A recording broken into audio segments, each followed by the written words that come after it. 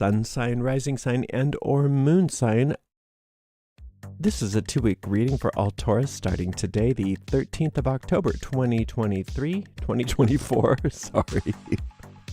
Oh, I'm in denial. 2024.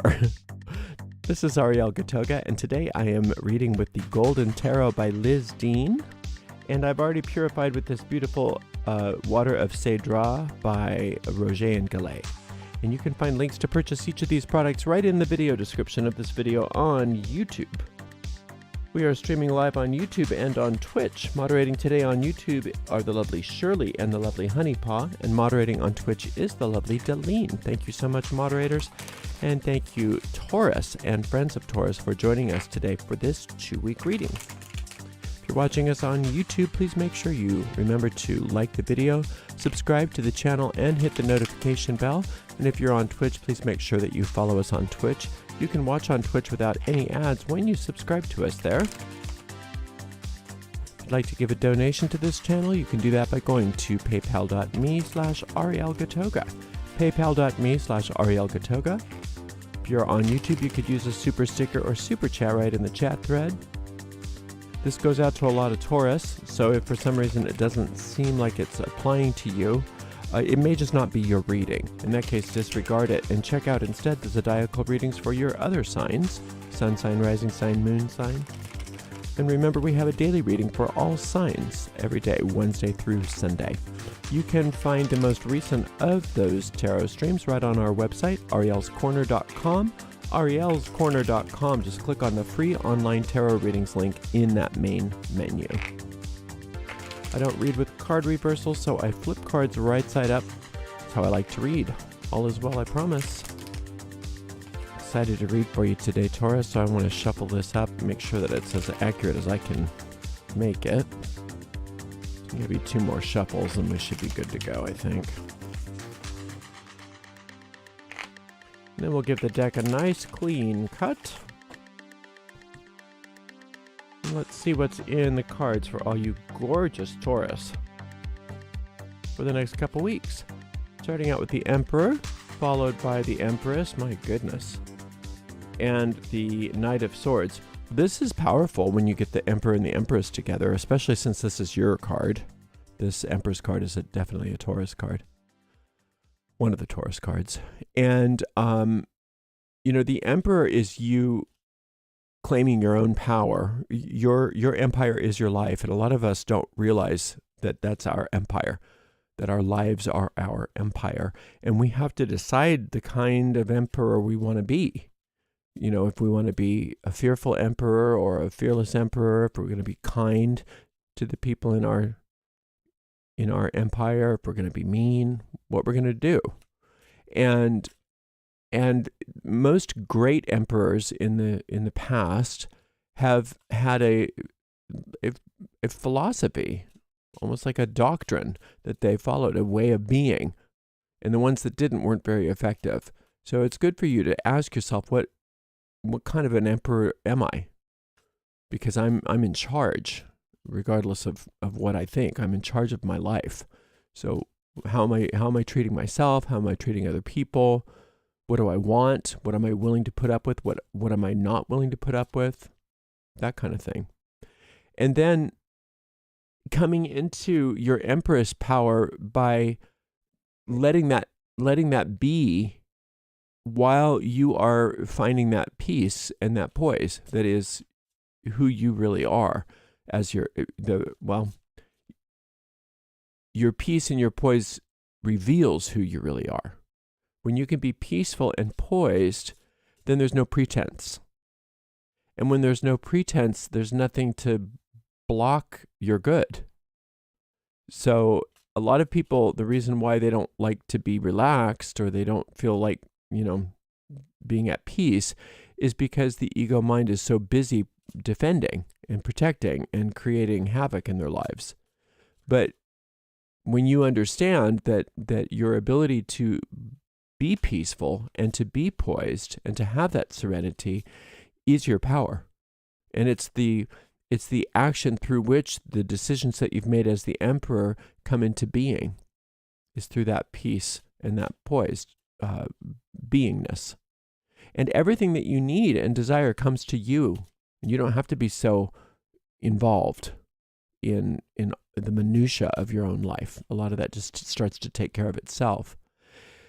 Now, one thing that you've got to be aware of here that tends to, part of the ego that tends to upset that peace and that poise and that serenity that you are capable of succumbing to if you're not on guard. And that sounds almost antithetical to your peace and your poise if you're on guard, but being vigilant, being aware is your ability to get hooked into stuff. How easily you can get hooked into other people's nonsense. In whatever form, happens to be what you're vulnerable to. To some people, for some of you, you get really hooked into other people's drama. You get hooked into taking care of other people, and they know how to manipulate you. You get hooked into getting upset with people because you can't stand their behavior, and they know how to push your buttons. Whatever it is, remember that the knights are there to help, and swords are there for conflict. So this is helping into conflict. And that's not the kind of help you want. But this reading is not about them.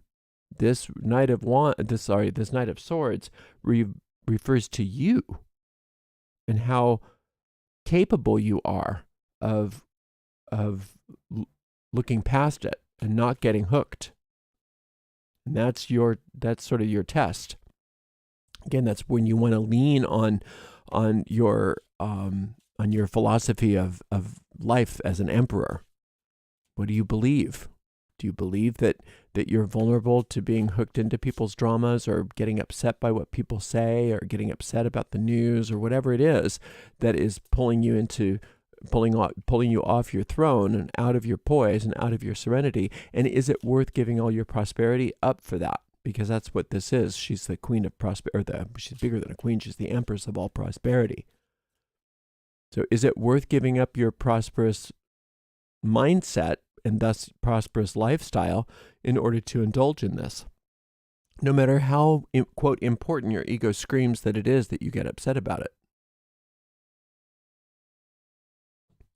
Very huge, big, nice lessons. It's wonderful. It gives you an opportunity to practice.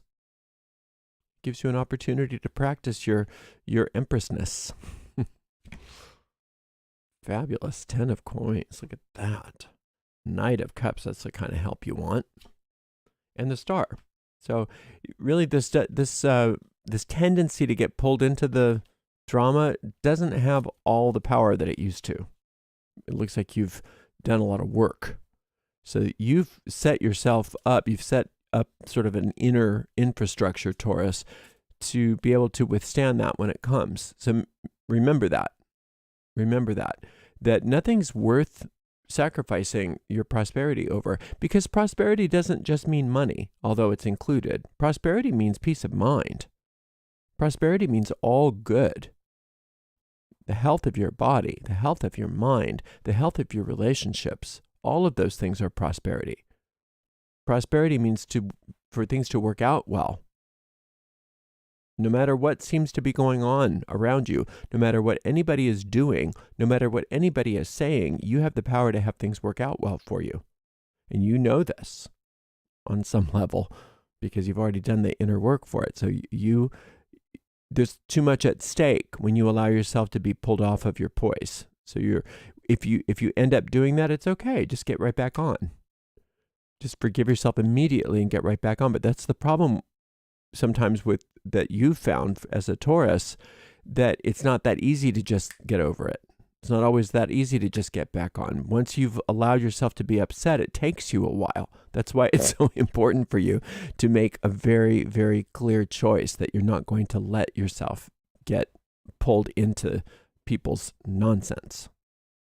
Because it can be a challenge for you to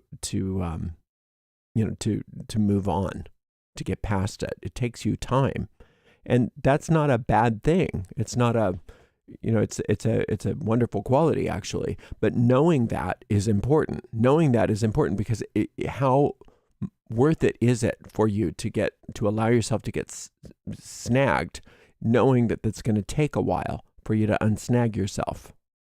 So That's why this star card is so wonderful, because she does it for you. It's not up to you to get through stuff anymore.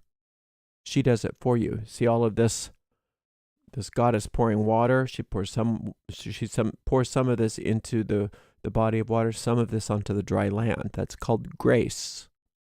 And the grace of the star goddess is like the love of a mother for her child. She does not care. She doesn't care that you're a Taurus. She doesn't care any of that. All she cares is that she loves you, and that nothing's going to stand in the way of your happiness if she has anything to do with it. And she can have everything to do with it if you let her, because she can go into your past and undo any consequences from mistakes that you've made or others have made, so that you're not bound by them. She can go into your mind and move past things instantly in ways that you can't. So that's why having a constant relationship with this star goddess is so important. Now, in angel magic, we call her Shekinah. In neo-paganism, we call her the goddess. And in Christianity, they call her the Holy Spirit. I think they call him the Holy Spirit, but that's just a whole different talk. We're not even going to go there today. But regardless of what you call this power, this star goddess power, it's there for you. It's there for you. All right, now this here is also there for you, this Knight of Cups. This is your ability to allow yourself to be guided in the moment intuitively. If you're listening to your intuition and not what other people are trying to get you to do, you never go wrong. You never get into a place where you're off your poise. You just never do, because that inner guidance won't fail you, can't fail you. Living your life intuitively is living a life of magic. And it's a wonderful thing to live a life of magic. Most people will never know what that's like, but you can, because you've already set yourself up for that. You've done all the work. You've already done all the work. And you're already where you want to be. That's the thing. That's where the Knight of Swords can get you, is it tries to convince you that you've got so much more that you have to do, and you've got such a long road ahead of you, and there's so much more growth to happen, and there's so much no, you're already the emperor. When you were created with everything you could ever need. You've already got everything. There's nothing to grow, there's nothing to do, there's nothing. You're already there. The only lessons you have to learn, the only growth quote that you have to make is dropping all of the stuff that's standing in the way of your realization of the fact that you're already perfectly developed. Your soul does not need to grow. So you're already there. And so let that star goddess help you. Let that star goddess help you to recognize that and to do for you all the things that you can't do for yourself. All right, so the meditation for the star goddess, the meditation for the empress, and the meditation for the emperor card you can find by following the link in the video description of this video on my YouTube channel. And you'll find 3 different meditations. They're all in alphabetical order by the name of the tarot card. And I recommend that if you have time over the next couple of weeks to listen to at least one of those, if not all 3 of them, to help you optimize this, because you're doing great. Don't let anybody get in your head and convince you otherwise, because they don't know what the heck they're talking about. Or maybe they do know what they're trying to do, but if that's the case, you definitely don't want to listen to them. Anybody that's trying to convince you of anything other than your peace, poise, and prosperity, they're off the mark, because you're doing great. Thank you so much for being here. Thank you so much to the amazing moderators. What did I just do? Thank you so much to the amazing moderators, Shirley, Honeypot, and Deline.